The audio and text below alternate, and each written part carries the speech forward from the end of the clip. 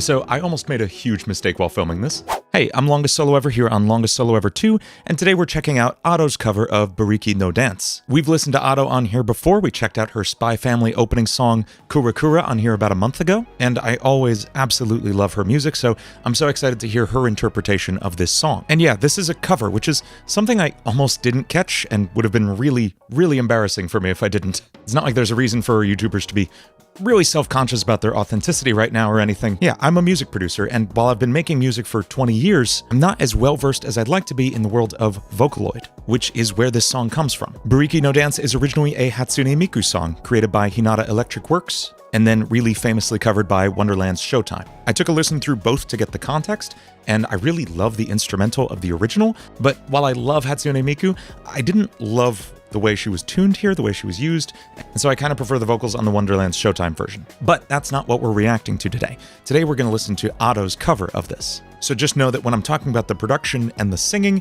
we're talking about ADO's cover specifically. If I get sidetracked and start talking about the composition, the theory of things, which I absolutely will, just know that that credit goes to Hinata Electric Works, the original composer. Yes, loving it right off the bat.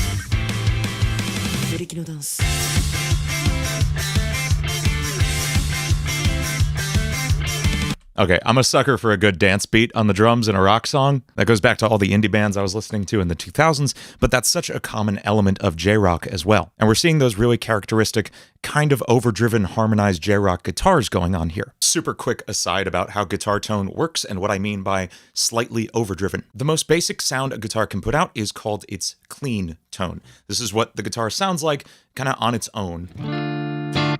Nice, simple, clean guitar tone. Now, some amps, as you push the input volume, the volume going into the amplifier, they'll start to distort and break up a little bit, and we'll go from that nice clean tone to something a little crunchy. And we can turn up this gain knob to hear a little more of that. As compared with a super clean kind of tone. Now, on the other end of things, we can go past this overdrive kind of sound into full-on distortion. And this is where you get really heavy lead guitar kind of sounds, which you wouldn't get with this overdriven kind of sound. It's a little more subtle, and that's the kind of tone I love hearing in J-rock.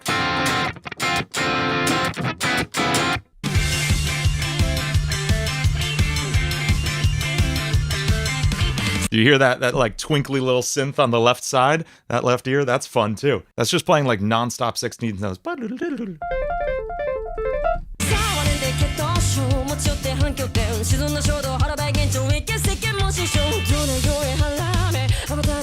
Oh, do we hear that vocal control on that one note? That was so nice. Like, she's moving a mile a minute with the number of syllables in this song, but then she can just stop on a dime, and to hear the contour in the way that note moves is incredible. I want to hear it again.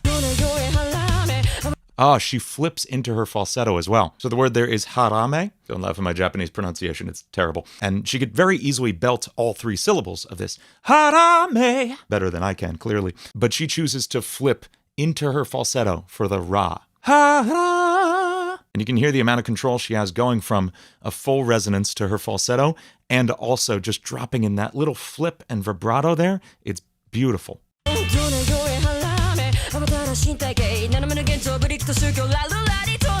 And there she is singing in that same range, now with like a full belt chest voice. This is something that as I've studied voice more and more, I start to notice in songs. It's not just about where you're singing the note, right? The pitch. It's about the placement of that note too. Because you could sing the same words on the same pitch with completely different resonances and get a different result. Anything from like a really clean, like, oh yeah, to something more airy and breathy, oh yeah.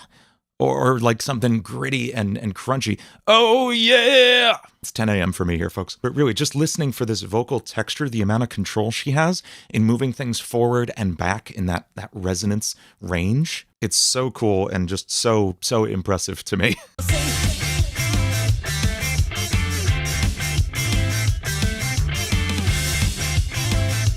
I love this guitar line. There's nothing like complicated theory-wise going on here. This is literally just noodling around a D minor chord. We're in the key of D minor here.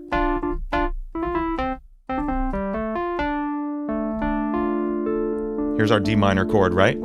Keep an eye on these notes. We're just walking around those notes. That's the entire guitar part, and it's great.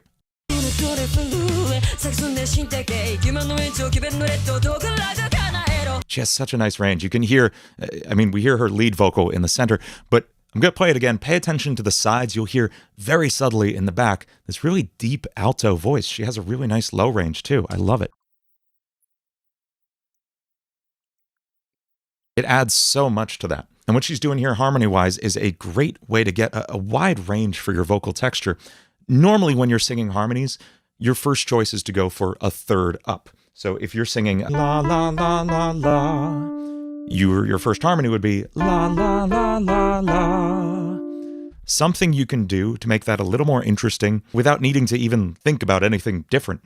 Just take that high harmony, that third, and move it down an octave. And now, instead of, you get to keep this as your melody. It's still the highest note now, so it's the focus of things, but you get that nice, simple third harmony. And technically, this is harmonizing a sixth down from the melody note instead of a third up. If we count down, 1, 2, 3, 4, 5, 6. And I love this kind of harmony sound. I love that she's using it here.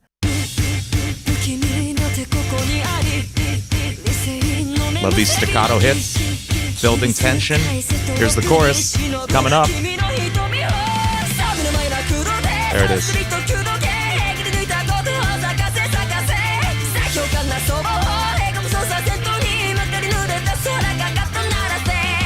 There is so much performance happening in this vocal part.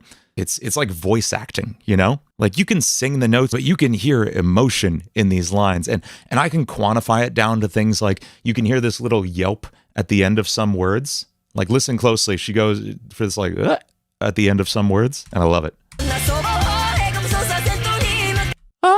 And it just like, it's this tight cutoff in the throat that adds just some intensity to it. I love it. People ask me a lot how to improve their vocals. And like, yeah, sing on pitch, sing with good tone, good breath support, all that stuff, yada, yada. But you can get all that right and still have it sound kind of off. And that's usually because it feels like you're doing the things that are singing, but you're not performing. It's really almost like acting. When I was taking voice lessons, my teacher said, sometimes it helps for the really aggressive stuff. We were working on like death metal screams and stuff. Like, make an angry face and kind of try to feel like you're angry. I'm not someone who has like a lot of strong emotions. That's something that's difficult for me to tap into personally. But I've found that literally even just making the face, like you can hear how my voice got there. I didn't even try to do that. If I make a nice happy little face like this, like you can just hear how easily it gets you into those character voices. And it does the same for your singing. So if you want to sing like this and deliver with that kind of voice, you need to like make that face. You need to be like, ah, you know? It goes a really long way.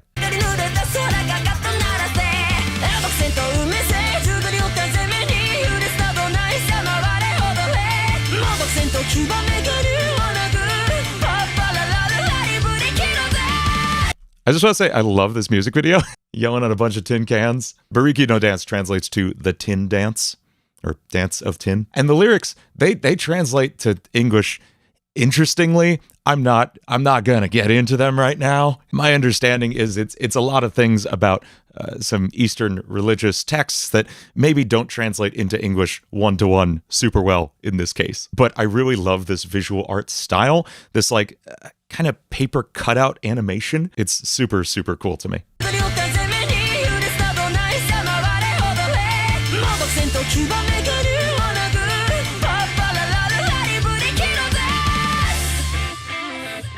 Oh, that echo.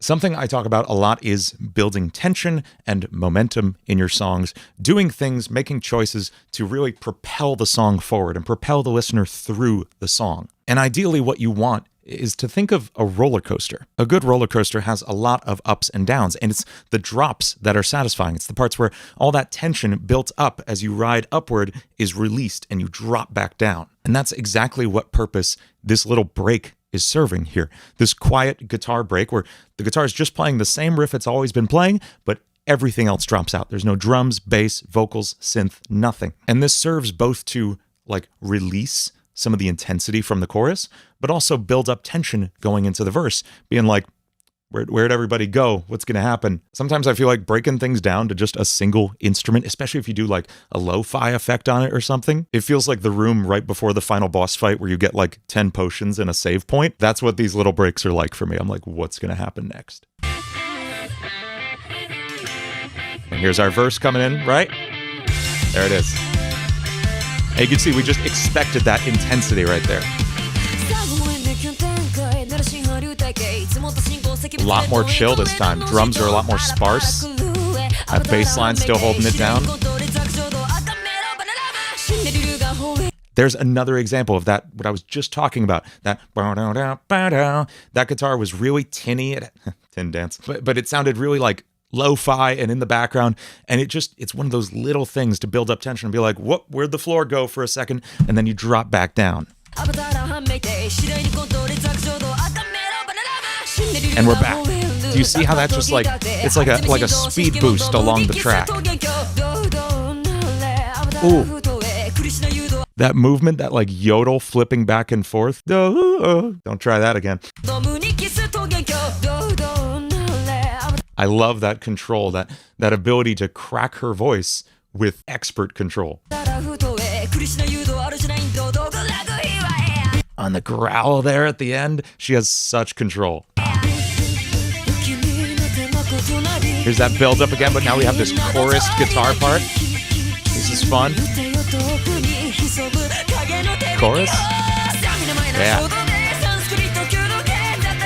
This is great.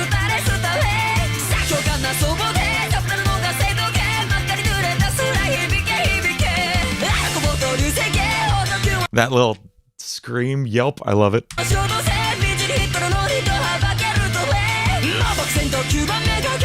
much more growl here. It's so good. Vocal chops.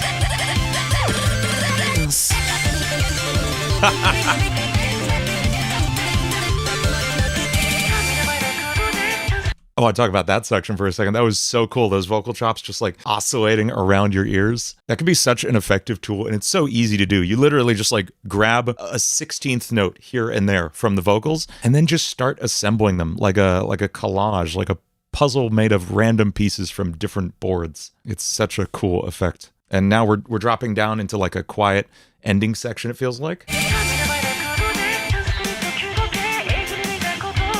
Really drums and vocals, a little bit of guitar. Coming back. Drop the one. We dropped the one there. We didn't come back right on beat one. 1, 2, 3, 4. 2, 3, 4. Listen to this disappearance of the band for 1 second. There they are in beat 2. That's so fun. I like the giant robot. This feels good.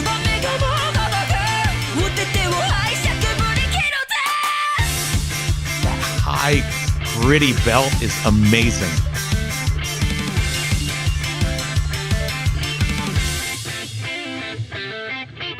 Man, I am just blown away by ADO's vocals on this. She's an incredible singer. Also, we just got to shout out the other folks who worked on this. We got Naoki Itai, Yusuke Koshiro, Tomomi Ogata. Incredible work on the song. And then Kurukuru on the artwork and Iga Kiri on the movie. Yeah, that was such an awesome cover. I listened through the first 2 originals and I liked it, but ADO's performance on that really pushed this right over the top for me. That was so cool. Are there any songs you want me to check out? Leave them in the comments down below and I'll take a listen. And if you like what you heard, please like and subscribe for more videos like this one posted every week. Also, as always, this video is brought to you by Quick Start Music. It's my collection of online music production courses built to help you learn to make music the way you want to. If you use the code LSE at checkout, you'll get 50% off your first order. Thank you so much for watching, and I'll see you next time.